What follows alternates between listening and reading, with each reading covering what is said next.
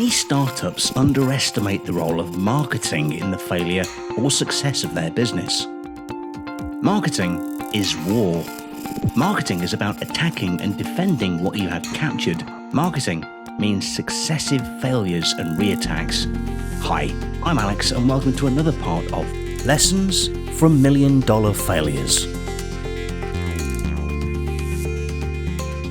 In this episode, we're going to talk about 3 of the biggest common mistakes startups make in marketing. In the previous episode, in details, we explained 2 of the biggest strategic reasons why startups fail. If you haven't seen that video, I recommend you watch it before watching today's video. If we assume that your startup is a car, marketing is its 4 wheels. It doesn't matter what technology is used in the car's engine, horsepower doesn't matter, and no one cares about the interior if they're not mounted on 4 wheels. Marketing is a tool that can move your car from one place to another.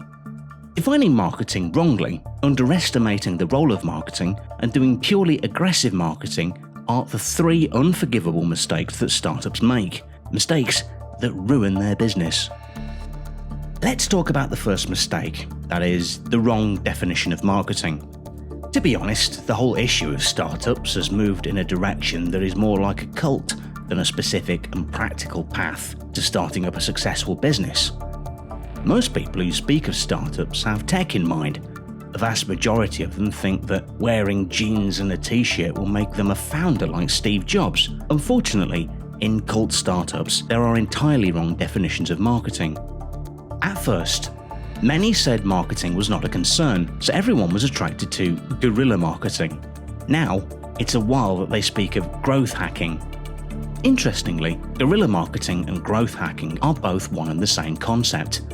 More interestingly, they are nothing but tactical marketing. Bill Gates, Steve Jobs, Jeff Bezos, and anyone who's yesterday's startup is one of the most well-known brands today were not members of any particular cult. Their definition of a startup wasn't just tech, and they certainly didn't succeed because of the way they were dressed. It doesn't matter what your field of work is, the clothing etiquette of your office does not affect your success or failure, but it is the awareness of the do's and don'ts that determine your failure or success.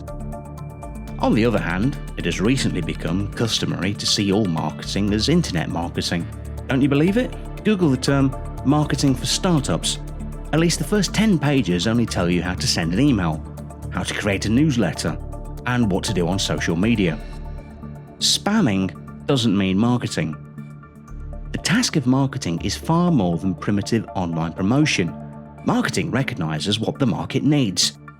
It is the marketing strategist who determines who the customer is and what the behavioral characteristics and expectations you have. In addition, social networks are probably the last place that they will attract customers for a startup. If you are Nike, yes, social networks could play a role in your sales, but you haven't become a brand yet. No one will care about your social media. The second mistake, however, is underestimating the role of marketing. In cult startup, some mentors who have never been able to make a brand themselves and have no experience in starting or running a successful business tell you that you don't need market research. To be honest, only a madman can make such a claim. Millions of startups fail every year because months and years of time have been spent on developing products that were neither demanded in the market nor problem solving. As I said, marketing isn't only the promotion on social networks. Marketing should be a coherent program from manufacturing a product for potential customers to product delivery to the customer. Believe it or not, marketing is the only tool that can tell you what products to produce for whom, to sell at what price, how to introduce it, and how and where to find your customers. Marketing is the only tool that can tell you when the best time is to enter the market. Another unforgivable mistake that startups make is when they are close to getting stabilized, and this is not very much related to early stage startups. These startups are only looking to increase their market share and never do anything to maintain it. As I said at the beginning of this episode, marketing is a war. Winning a war means being aware of strategic and tactical issues. Market success is about endurance, not speed. A long battle cannot be won by strategy or tactics alone. With tactical marketing, whether you'd like to call it guerrilla marketing or growth hacking, you can suddenly create a market share for your startup. In fact, you use tactical marketing more in order to attack, to capture as much of the market as possible. But it's also essential to keep everything you capture.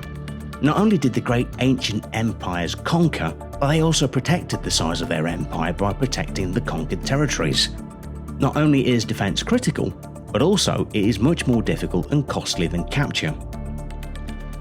I would like to end today's episode with a lesson from Al Ries, one of the most influential marketing and branding experts who has ever been a consultant to companies like Apple.